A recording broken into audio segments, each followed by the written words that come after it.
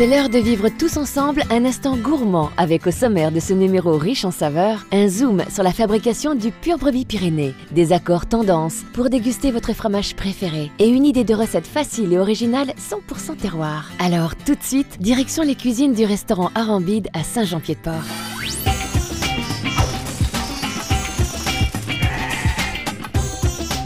Chef, c'est quoi l'idée de la recette? Nous, au Pays Basque, on est habitués à manger le fromage de brebis avec la confiture de cerise noire. L'idée de la recette, ça a été de la rendre un peu plus originale et en la montant en millefeuille. Tout de suite, la liste des ingrédients. Pour commencer la recette, vous prenez de la confiture de cerise noire. Alors vous faites chauffer après cette confiture, juste tiédir, hein, ça suffit. Ensuite, vous prenez un moule, ce que vous avez. Vous chemisez un petit peu avec du papier film. Là, j'ai taillé des tranches de fromage de brebis sur un demi-centimètre d'épaisseur, à peu près. Donc vous mettez une tranche dans le fond de votre moule. Alors, vous mettez une couche de confiture. Voilà, de la confiture, il faut qu'il y en ait, on va dire, 2 fois moins que le fromage. Hein. Et ensuite, voilà, le principe du millefeuille, hein, vous montez couche par couche. Il faut qu'il y ait 4 couches de confiture pour 5 couches de fromage. Bientôt, la suite de la recette.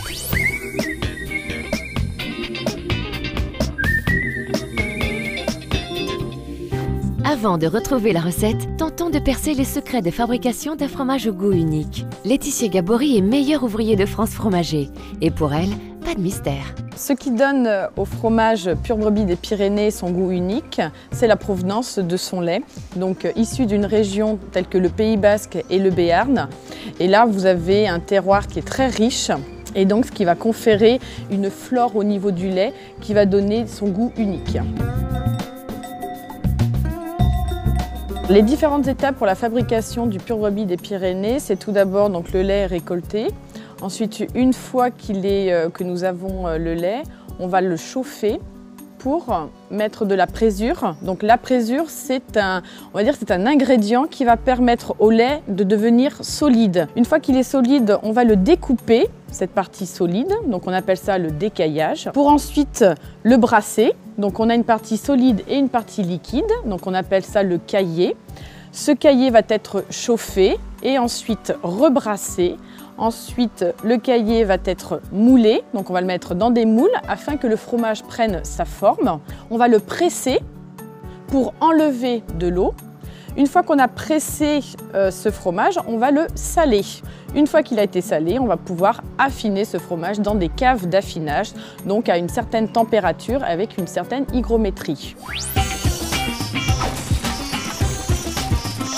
À vous, chef. On continue notre montage comme on l'a commencé. On alterne une couche de brebis, une couche de confiture. Voilà, là j'arrive sur la dernière couche de confiture. Une fois qu'on a fini avec la dernière couche de fromage, hop, on va refermer avec notre papier film. Vous la mettez au frais pendant 2-3 heures et vous la ressortez une fois qu'elle est froide, on va la tailler.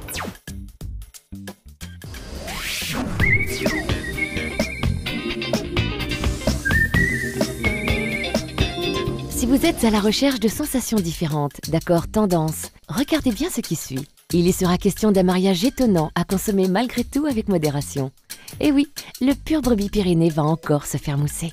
Donc sur cette bière épicée et puissante de style belge, nous avons choisi un vieux brebis qui a du caractère.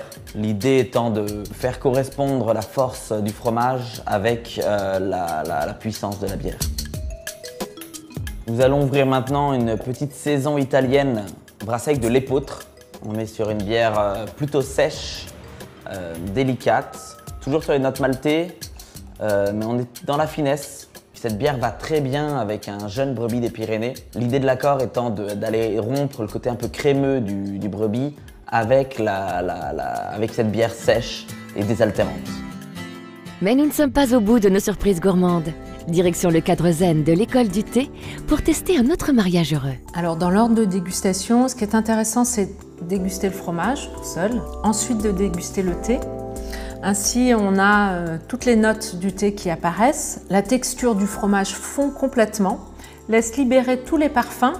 Sur les fromages de brebis jeunes, on va proposer plus un thé vert de type thé vert chinois. Alors quand on l'associe avec un fromage de brebis plus vieux, on va lui associer un thé avec des notes beaucoup plus fruitées, plus boisées. Là, on est vraiment dans une alliance parfaite. Allez, on retourne en cuisine. Voilà, 3 heures après, le millefeuille, vous voyez, il est bien dur, on peut appuyer dessus, il n'y a pas de problème. Hop. On retire le cercle, on retire notre papier film. Là, vous voyez, on a bien toutes les couches du millefeuille. Maintenant, nous allons passer au dressage. Alors, je vais couper des tranches pas trop épaisses. Et voilà le millefeuille pur brebis Pyrénées à la confiture de cerise noire. Bon appétit!